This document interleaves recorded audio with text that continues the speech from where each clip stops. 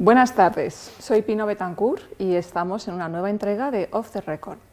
Como sabéis, este es un programa en el que queremos enseñar el lado más humano del emprendimiento y de los negocios y queremos hablar sobre las aventuras, las alegrías y a veces los sinsabores de todos los que vamos labrando nuestra trayectoria de éxito a lo largo de los años. Este plató es un restaurante que no llegó a abrir, se creó con mucha ilusión y la pandemia no le permitió empezar su negocio, con lo cual es un entorno perfecto para hablar de este tipo de cosas. Esta tarde tenemos a Ignacio Zaballos Palop, no sé si lo estoy pronunciando bien, ahora Perfecto. Me lo dirás, que nos va a hablar sobre el entorno startup y el entorno tecnológico, que yo creo que eres el primero que tenemos aquí en el programa que venga con este perfil, ¿no? Y eres más joven que algunos, que la mayoría de mis amigos, que somos todos un poco más mayores. Buenas tardes, Ignacio, bienvenido. Hola, ¿qué tal? Buenas tardes, muchas gracias, Pino. Muchas gracias por venir. Un placer. Porque te has venido desde Valencia. Llegué desde Valencia anoche y aprovechando justamente, pues me he llenado de reuniones estos días y vuelvo ya mañana. Muy bien. Pues cuéntanos, para los que no te conocen, ¿a qué te dedicas? Sí, mira, yo soy, al final soy director dentro de Journify, somos una empresa de movilidad sostenible y al final lo que hacemos es desarrollar soluciones tecnológicas que ponen en el centro a la ciudadanía, a las organizaciones y a los ayuntamientos con el objetivo de mejorar su movilidad, siempre para crear un impacto tanto social como medioambiental positivo. Vale, entonces ahora explícamelo como si yo tuviese 5 años, o sea, yo soy una cliente y yo ¿para qué voy a ir a Journify? Vale, te cuento, nosotros tenemos muchas líneas, pero realmente por la que se nos conoce es por el carpooling corporativo. Carpooling es el anglicismo que se utiliza para decir dos personas que comparten coche en el día a día. Pues, Por ejemplo, BlaBlaCar lo hace en larga distancia, por ejemplo, un Madrid-Valencia, nosotros lo hacemos, por ejemplo, como si te vas de Atocha a Tres Cantos, pero con ese objetivo de rutinario. Ah, o sea, que es para compartir el coche todos los días, ¿no? Si tengo que ir de Atocha a Tres Cantos para trabajar o para ir a la universidad autónoma que anda por ahí, me pongo de acuerdo con otro que también va y entonces así ahorramos costes y emisiones y todo es más sostenible, ¿no? Exacto, al final... Perdona, sí. Digo, al final estás optimizando la tasa de ocupación media del vehículo y esto al final es un ahorro de tiempo, eliminas vehículos en circulación y además es un ahorro colaborativo para el conductor y para el pasajero. Bueno, ¿y cómo se te ocurrió meterme en esto? Pues realmente no se me ocurrió a mí solo, sino también con mis compañeros y mis socios y realmente vino por problema propio. Es decir, nosotros concretamente, somos 4 socios, vivíamos fuera de Valencia y el coger nuestro coche todos los días para ir a la universidad nos acarreaba unos costes económicos tremendos. Claro. Nos metíamos en BlaBlaCar para intentar compartir nuestros trayectos, pero al final, como no tenías enfoque, pues no teníamos la opción. Y al final, pues a través de una hackathon internacional que organizaba Google, pues fue justo donde nos los conocí. Propusimos la idea conjuntamente y decidimos ya profesionalizar la empresa y hasta el día de hoy. Bueno, ¿y entonces ahora vais juntos a trabajar en coche? Y ahora, cuando nos lo reservan por lo menos, lo que pasa es que no vivimos cerquita el uno del otro. Pero sí, nosotros somos fieles usuarios de nuestra plataforma. Bueno, y cuéntanos, porque claro, hay como una parte muy sexy de todo esto de emprender y tecnología y es como muy atractivo, ¿no? Pero no todo es reluciente. Háblanos un poco de las dificultades. Todo lo contrario, al final sí que es verdad que la tecnología tiene un punto muy positivo y es que te da escalabilidad, que mucho otro tipo de negocios no te lo otorga, pero la realidad es que el desarrollar un producto tecnológico que realmente pueda resolver unas necesidades y pueda luego crecer es muy complicado. En nuestro caso concretamente, pues simplemente el poder validar el producto y sobre todo desarrollarlo, pues nos llevó pues casi 4 meses, a lo tonto. Sí, fíjate que estuvo aquí hace un par de programas Alejandro Fernández Luengo, de las peluquerías de Marco Aldani, y cuando le preguntábamos que no había podido montar, decía que él se le había ocurrido primero lo de Globo, pero que la tecnología no estaba. Entonces, claro, la tecnología y el desarrollo de las apps y todo esto juega un papel muy importante en este tipo de empresa, ¿no? Justo. De hecho, al final, la práctica de compartir coche no nos la hemos inventado nosotros, eso se lleva haciendo toda la vida. Pero sí que es verdad que la tecnología te permite ampliar las redes que tú puedes acceder para hacerlo, ¿no? No es lo mismo conocer a tu vecino que acceder a una red de 100 vecinos en la zona para ampliar estas sinergias, ¿no? Con lo cual, lo que dices, un papel fundamental. Y si tuvieses que explicarle a un niño de 5 años quién eres, ¿qué le dirías? ¿Quién soy yo como persona? Sí. Pregunta complicada. Al final... es que en Off the Record venimos a hacer preguntas así. A eso, sí. Pues al final yo le diría que soy un apasionado de montar cosas. Sí que es verdad que Journify ha sido la primera que he montado junto con mis compañeros, pero no ha sido la única. De hecho, pues colaboro en otro proyecto que fundé en México, también de movilidad, y luego otras 2 startups, una que se montó justo en mitad de la cuarentena, que la verdad es que va bastante bien, y otra que tuvo que cerrar por el COVID-19, con lo cual yo diría eso, me ha apasionado de montar cosas. Bueno, ¿y qué cualidades hay que tener para montar cosas? Pues yo creo que la primera es tener una habilidad social para rodearte de gente buena. Yo creo que es lo fundamental. Siempre que vas a montar algo tienes que intentar estar con gente que sean mejores que tú. Y por ejemplo en Journify lo vivo cada día. Yo al final veo a mis socios cómo trabajan y a mí creo que me sacan años luz de experiencia. Es una cosa que a mí se me cae la baba, ¿no? Pero eso por un lado. Pero lo segundo realmente yo creo que es tener la oportunidad, ¿no? Bueno, oportunidad o capacidad de detectar problemas y soluciones. Es decir, al final hay gente que todos los días tiene un problema pero nunca se para a pensar cómo voy a solucionarlo, ¿no? Pues al final no sé si es una cualidad de inventor pero por ahí irían los tiros. O sea, qué curiosidad, ingenio. Eres ingeniero, ¿no? Soy ingeniero. ¿De sí. formación? ¿Qué tipo de ingeniero? Ingeniería de caminos. Ingeniería de caminos, es verdad, Sí. me lo habías dicho. ¿Y encuentras que aplicas las cosas que aprendiste en la carrera en tu trabajo o no? Muy poquitas. Muy poquitas. Muy poquitas. De hecho, al final es como... Yo me metí en la ingeniería, la verdad es que no sabía muy bien lo que quería hacer.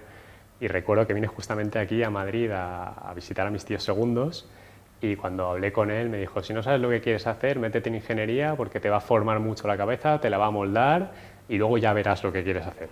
Y la realidad es que han sido unos años de sufrimiento tremendos hasta que ya por fin acabé la carrera y luego pues realmente todo lo que son, aplicas muchísimas matemáticas, infraestructura, hidráulica, todos estos temas, la verdad es que no utilizo ninguno. Un poquito de aspectos de movilidad, ahí sí que por lo menos sí que me ha servido, todo el área de transporte, pero si no te diría que no. Bueno, se lo dices a un ingeniero industrial que hace coaching, imagínate. Pero es verdad que sí que mi manera de analizar y de mirar las cosas es la de un ingeniero. O sea, que probablemente estás usando la ingeniería en diseñar soluciones para Journify y tu startup sin darte cuenta. Ingeniería de ¿no? procesos, quizá organizativa. Sí, ahí sí que me lo dice todo el mundo además. Que Sí. soy súper, no cuadriculado, pero muy organizado y tiene que estar todo muy bien. Que es una manera bonita de decirte que eres cuadriculado. Exacto. ¿Y cuál dirías que entonces es tu punto más fuerte? ¿Cuál es?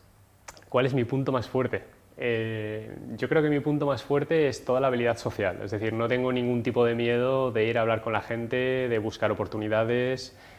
No me duelen prendas. Y creo que es una aptitud que no tiene todo el mundo. ¿Y tu punto menos fuerte? Y mi punto menos fuerte, que es un tema que intento solucionar cada día con mi equipo, es me cuesta mucho delegar y eso muchas veces hace que al final no comparta cierta información o que tire yo del carro cuando realmente si eres capaz de empujar conjuntamente va a ir la cosa mucho más rodada, ¿no? Bueno, bienvenido al carro, eso nos cuesta a todos, ¿eh? Incluso a los que presumen de que lo hacen muy bien. Sí. Uno se pasa toda la vida aprendiendo a delegar, ¿eh? Es todo un arte. Sí. No es fácil, ¿eh? No es fácil. Bueno, y cuéntanos cómo ha sido tu trayectoria antes de venir a Journify. ¿Quién eras antes de ser un emprendedor y un apasionado de montar cosas? Sí, realmente yo creo que era un estudiante un poco no sé cómo se dice la palabra, bueno, impresionado sí, por la tecnología. Al final yo recuerdo que cuando empecé la carrera mi día a día era 8 de la mañana ibas a la universidad hasta las 2 de la tarde clase y luego fin de semana, luego por las tardes era o prácticas o estudios con compañeros y demás y fin de semana más de lo mismo. Y así durante 3 años y dije esto no puede ser. Entonces recuerdo que ahí dije voy a salir de esta zona de confort, de esta burbuja, ¿no? A ver qué otros caminos se ofrecen, porque muchas veces tú te metes en un camino que te marcan y no eres capaz de mirar a los alrededores que te ofrece la vida. Y la verdad es que tú puedes ser ingeniero, pero de formación, pero luego puedes trabajar en 40.000 cosas distintas. Y ahí realmente pues, tuve la oportunidad de haber estudiado en el liceo francés y pues, por el idioma me cogieron a una universidad en Suiza, en Lausana. Y allí recuerdo que cuando llegué a la universidad vi una especie como de shuttle que se movía sin conductor y que iba recogiendo a los alumnos y los iba dejando. Esto hablamos ya pues, hace 5 años, casi 6 años. Cuando se habla que la tecnología de coche conectado va a venir ahora y tal, realmente ya estaba y estaba en Europa. Ya. Y eso me impresionó y me encantó. Entonces fue cuando dije voy a intentar colaborar en este tipo de proyectos y entonces bueno, empecé a trabajar un poco en la optimización de ese tipo de rutas en esta universidad y luego posteriormente a eso, no voy a entrar, bueno, estuve un año trabajando que no voy a entrar en detalles ahí, decidí continuar fuera de esta zona de confort y me fui a Hong Kong a vivir. y allí pues intenté basar mi tesis en la realización de un proyecto tecnológico que en este caso consistía en optimización de fases de obra mediante comparativa de bases de datos mundiales con otro tipo de obras. Wow, me acabo de perder, pero ¿no? Suena muy inteligente. por bajarlo a tierra, sería como, imagínate, tú vas a hacer un encofrado de un puente, de una pila, entonces básicamente te decíamos en qué estado de productividad estabas tú y qué tenías que hacer en comparación con otras obras para poder aumentar la productividad y llegar a otros niveles de mejora que tienen otras obras. Entonces al final era un poco, pues por semejanza, te decíamos lo que tenías que hacer. Bueno. Que tiene mucho sentido en obras de ingeniería, que hablamos de obras de miles de millones de euros. Donde pues, se han hecho ya muchas y hay mucha información de la que aprender, ¿no? Y cualquier 1% de productividad pues son millones que se ahorra la constructora. Oye, ¿y el factor cultural cómo entra ahí? Porque claro, entre Suiza y Hong Kong son como dos mundos opuestos, ¿no? Y eso sin hablar de Valencia, que ya es otro mundo, o de la cultura francesa, que también es muy distinta a la cultura española, ¿no? Sí. ¿Eso cómo se plasma en ese tipo de herramientas? Pues en el caso concreto de Hong Kong fue una cosa bastante peculiar, porque al final me dejaron como la cabeza pensante y luego el equipo con el que me rodeé realmente eran todos aquellos que tenían las nociones que yo no tenía de desarrollo tecnológico para la solución o para la herramienta. Con lo cual, bueno, yo también pues, trabajaba con profesores y demás que me ayudaban, y entonces notábamos cómo éramos...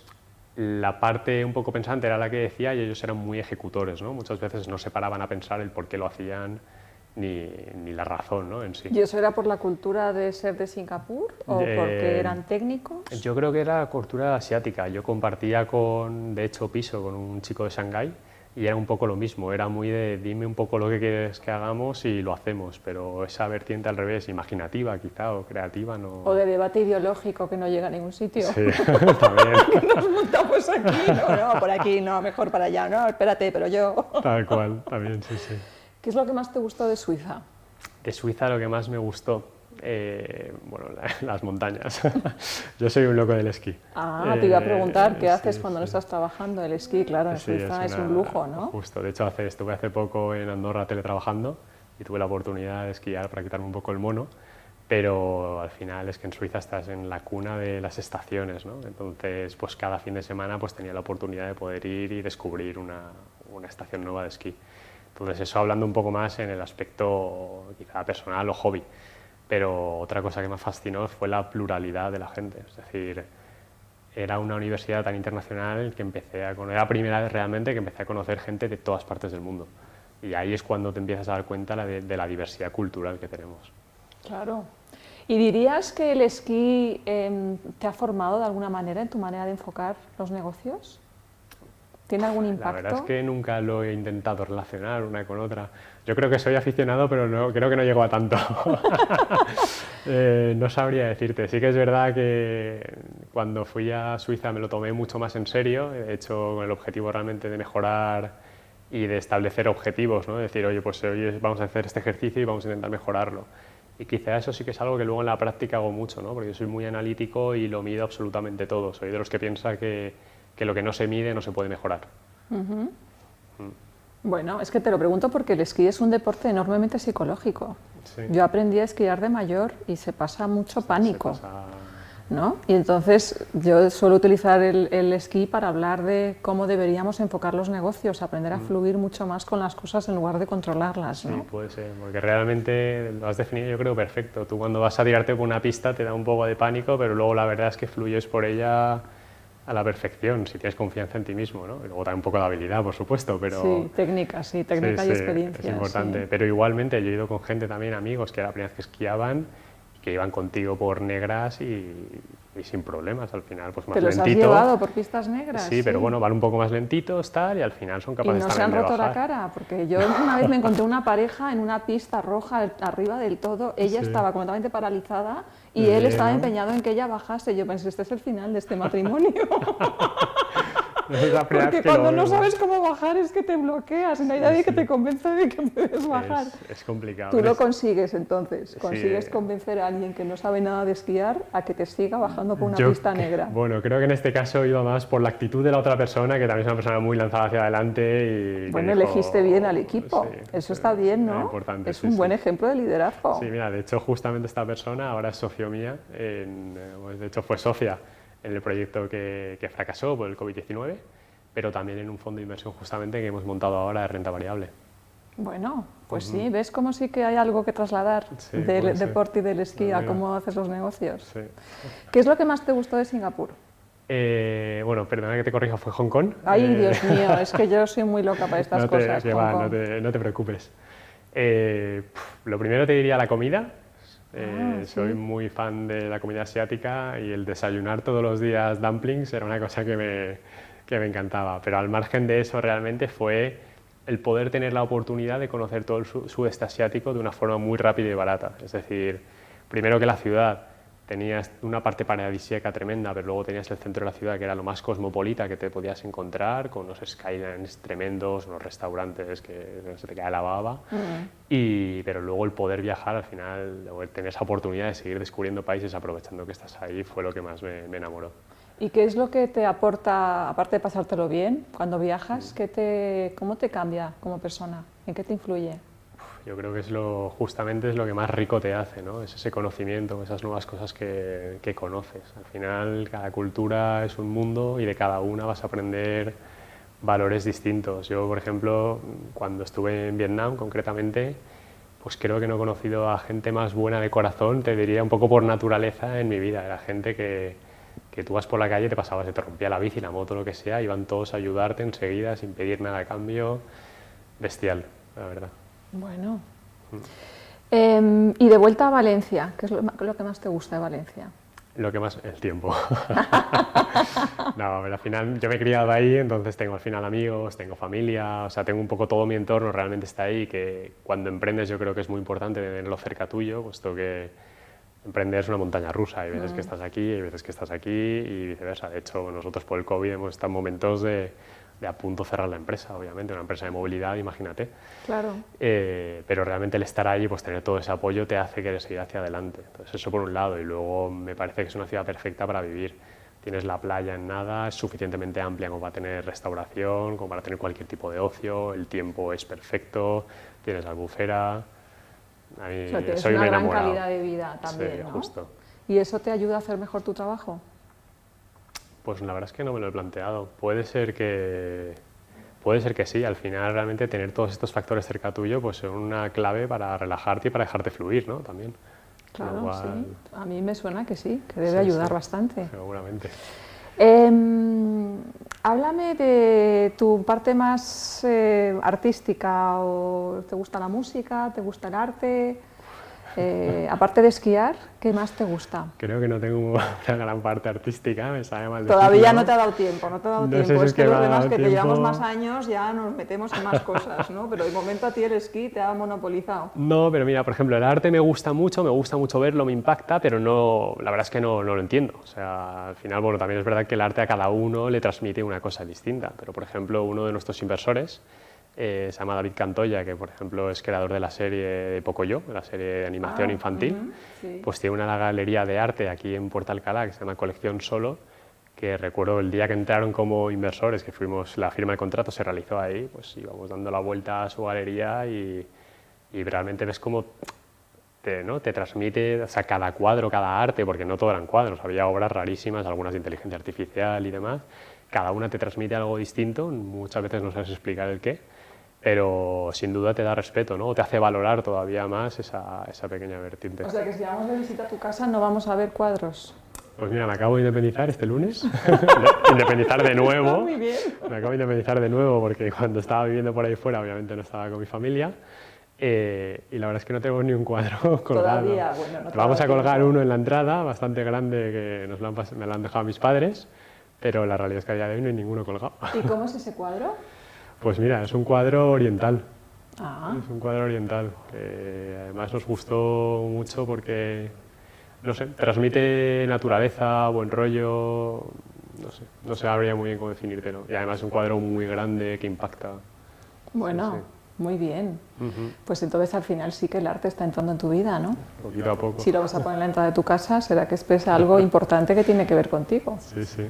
¿No? Tú mismo lo has dicho y además según lo ibas descubriendo el cuadro, a mí me estaba evocando Hong Kong, también Singapur, porque estoy empeñada en que te has ido a Singapur.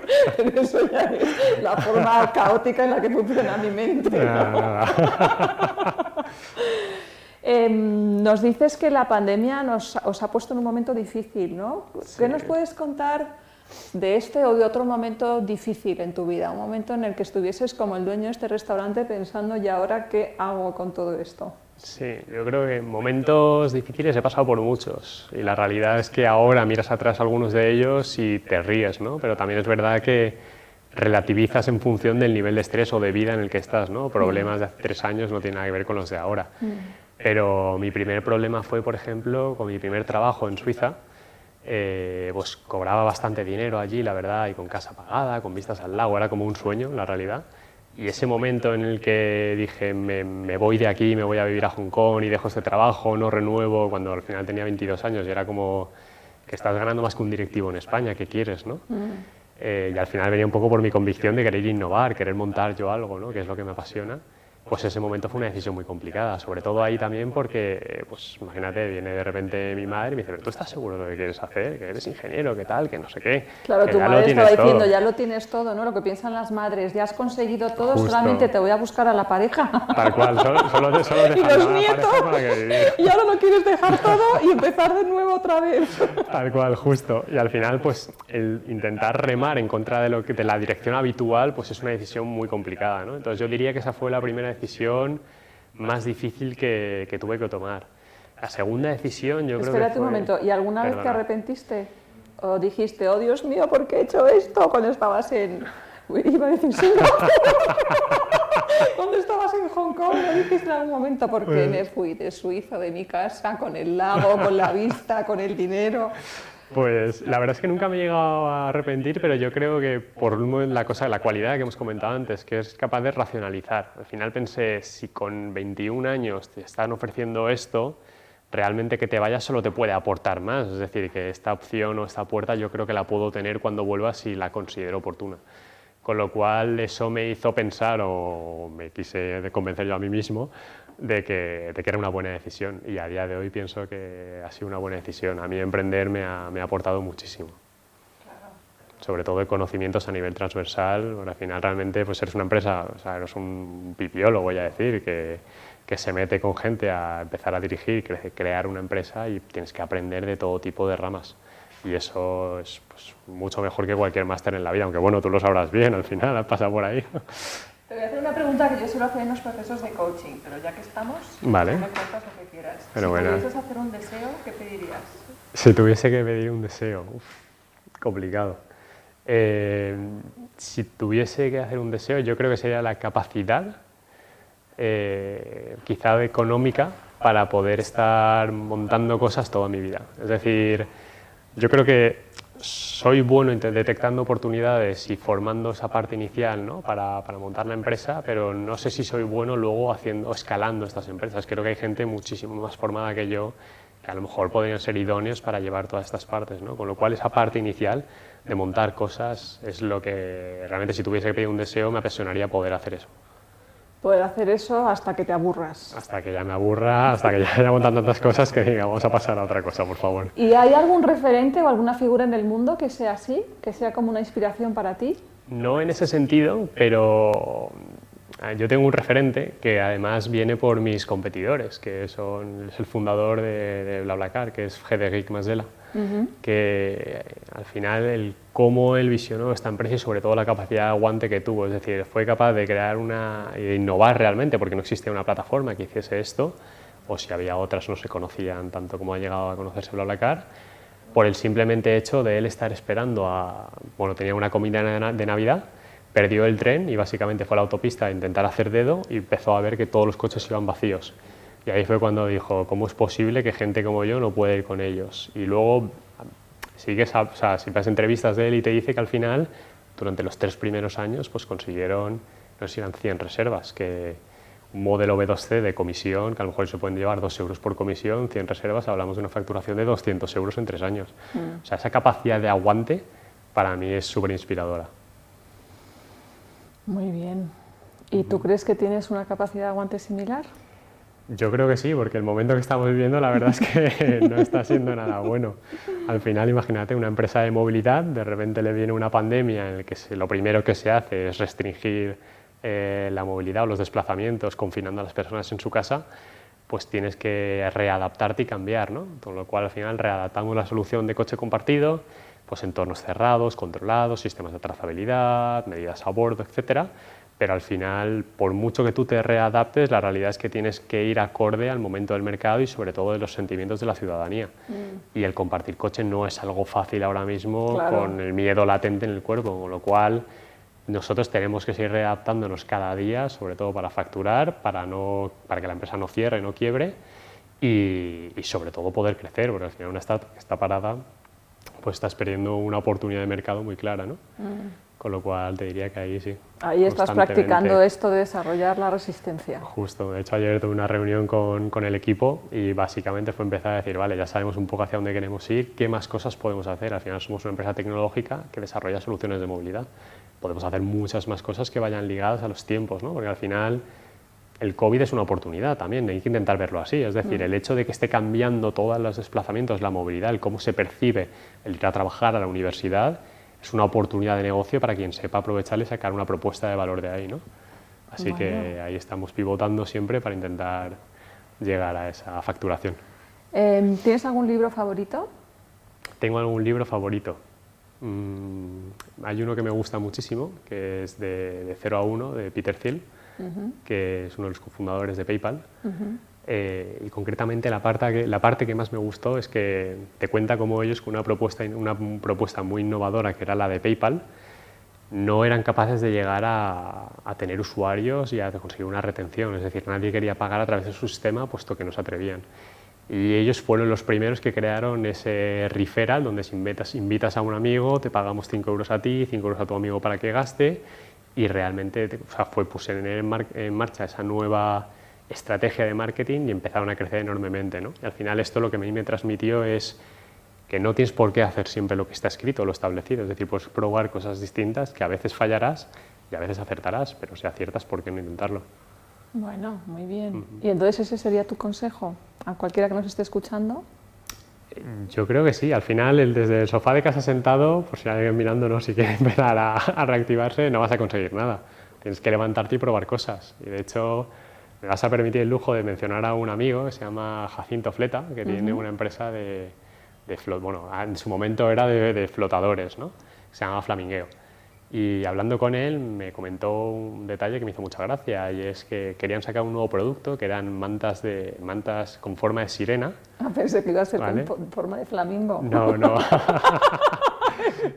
Eran unas mantas con forma de sirena que tú metías los pies dentro y tenías como una cola, y entonces básicamente dijo a sus socios, vamos a lanzar estas mantas ahora en verano. Entonces sus socios les dijeron, pero estás loco, ¿cómo vas a lanzar mantas ahora en verano, que es cuando hace calor y nadie se va a tapar? Entonces él dijo, ¿tú has vendido algunas mantas de sirena en verano? Y dijeron, no. Entonces, ¿cómo sabes que no se van a vender? Y resulta que lanzaron y se dieron cuenta que era un producto para el postureo, es decir, que la gente, cuanto más fotos se hace, es en verano porque es cuando más guapos están, y como era un producto muy instagrameable o muy fotografiable, era cuando más ventas empezaban a recibir. Entonces te das cuenta como por probar algo nuevo eres capaz de llegar a un resultado que a lo mejor no te esperabas. Bueno, muy bien. O sea que hay que probar, aunque parezca una tontería, hay que probar a ver qué resultado da, ¿no? Sí, sí, justo. Bueno, pues mira, nos has dado una foto muy completa de lo que es la vida de un emprendedor todavía joven. ¿Cuántos años tienes? ¿Te podemos preguntar? Sí, claro, 27. Fijaros, 27 añitos. Qué envidia para los que estamos ya del otro lado. Como veis, es un ingeniero, es un apasionado de montar cosas. Su libro favorito es de 0 a 1, que también entiendo que tiene que ver con montar cosas. Justo, sí. Y cuando no está esquiando está pensando todo el rato en cómo montar nuevas tecnologías y cómo rodearse de la gente apropiada para hacer que eso funcione. Y de ahí pues vemos que te seguiremos a ver qué pasa en los próximos años con tu trayectoria. Yo creo que vamos a ver a muchas nuevas empresas, quizás unas vayan mejor y otras vayan peor, pero yo creo que sí, que tu deseo se cumplirá, que te veremos montando cosas nuevas todo el rato por muchos años todavía. Seguro que sí. Muchísimas gracias, Ignacio. A ti por invitarme. Ha sido un placer tenerte. Sí, sí. Y con esto, señores y señoras, quedamos emplazados a la semana que viene. Muchas gracias por acompañarnos y quédense con esta idea, probar siempre cosas nuevas, que nunca sabes a dónde te van a llevar. Buenas noches y gracias.